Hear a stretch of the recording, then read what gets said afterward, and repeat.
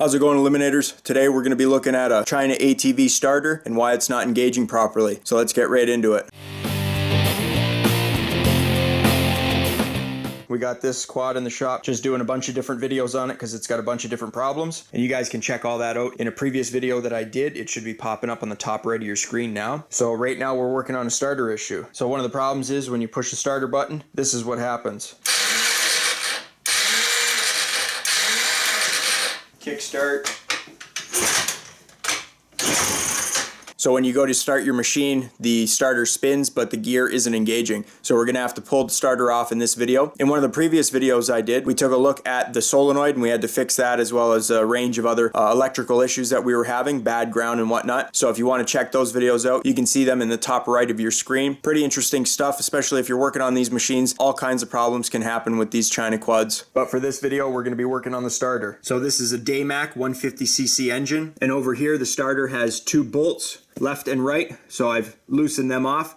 Now the starter's loose and we're gonna go ahead and pull that out. Now if you have your solenoid hooked up, this black one here that goes back to the starter, you're gonna have to disconnect that. So I would recommend disconnecting this directly from the solenoid so that when you go ahead to pull out your starter, you don't have to disconnect the cable in there because there's not a lot of room. So go ahead and disconnect it at your solenoid. But before you do that, go ahead and disconnect your battery. On ours, we didn't have one, we gotta get one, so it's disconnected anyways. But you guys don't wanna be working on anything electrical with the battery hooked up and the key in the on position. So even with the key in the off position, there's still 12 volts at the battery that goes through those wires. So again, just disconnect your battery. Okay, so now that we have our starter cable disconnected from the solenoid and our bolts are out of the starter, and we're gonna pull it straight back first, just like that, and then we should be able to lift up on an angle and pull this starter right out. Okay, so we got our starter out now, and as I was pulling it out, our starter cable just pretty much fell off. So that's the connector right here, you guys can see, and here's the wire.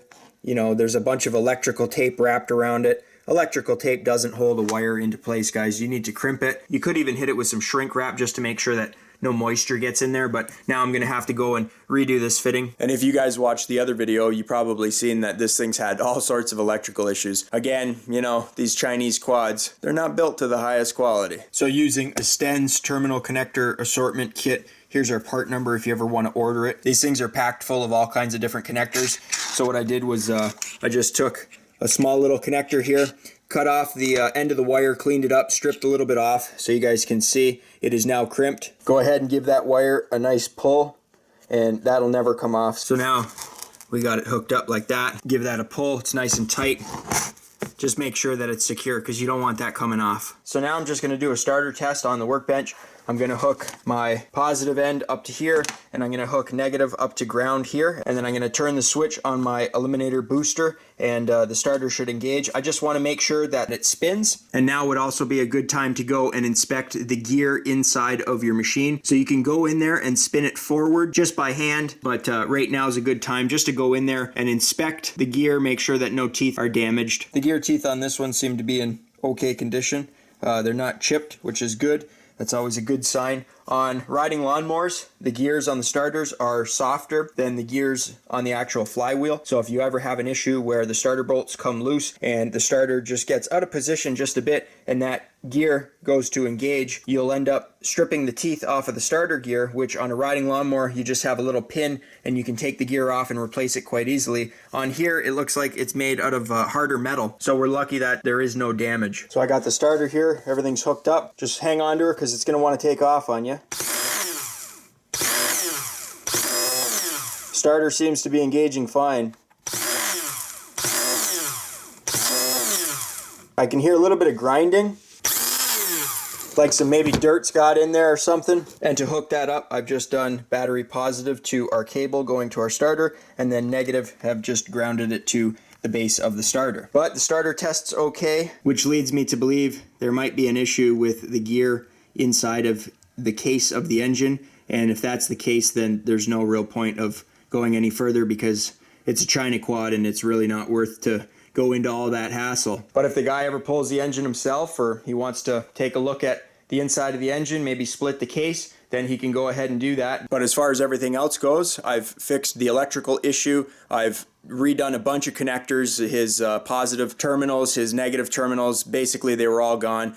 We've taken a look at the starter and tested the starter, so we know that's okay. I've also replaced the connector on the starter as well, so there's a bunch of issues that we've taken care of so far. So now I'll bolt the starter back up, same way we took it off, go in on a 45-degree angle, and then you should be able to fit it in there. Okay, so I've got the starter in now. I've got our ground wire back onto where it was supposed to be. Now, if you get to the point where your starter's in but you can't bottom it out to the backs of the case there to bolt it up, what you want to do is give your kickstart right here just a push down. It'll be easier if you have the spark plug out because your engine won't be under compression, but what that'll do is it'll turn the gear that's inside of the case backwards slightly. So then once that gear rotates just slightly, you should be able to bottom out that starter. That gear rotates backwards. It should free spin forwards. So I've now pulled the spark plug just to hear what it sounds like when it's turning over without compression, and the same thing happens. Sometimes it turns over and sometimes it just freewheels. So there it's turning over, and then you could hear there it freewheels. So that has something to do with the gear inside of the case, and there's nothing that I can do about that. You know, it's too bad. Sometimes when that starter goes, it just freewheels, and that's when that gear probably slips off a key inside of there. We know the starter's good because it works. I pulled it off onto the bench and we tested it and it spins every time. But sometimes when the starter did engage, you would hear it turning the engine over, but there would be a slapping noise, and that's that end play in that gear. So either it's sheared a key or it's come out of position, or perhaps there's maybe like an E-ring in there that holds that gear into a certain position, and now it's just moved out of that position so that it's sloppy is what it is, because that thing moves forward and back on the shaft, which I don't think it's supposed to. It's only supposed to move, you know, forward and backwards. So again, there's nothing I can do for that. So if you guys enjoyed the video, think about leaving me a thumbs up. You know, it really helps me out. You can click here to subscribe, and you can click over here to watch one of my previous videos. I upload every single week, so be sure to come on back next week and check out what we got new on the channel. And as always, guys, thanks for watching.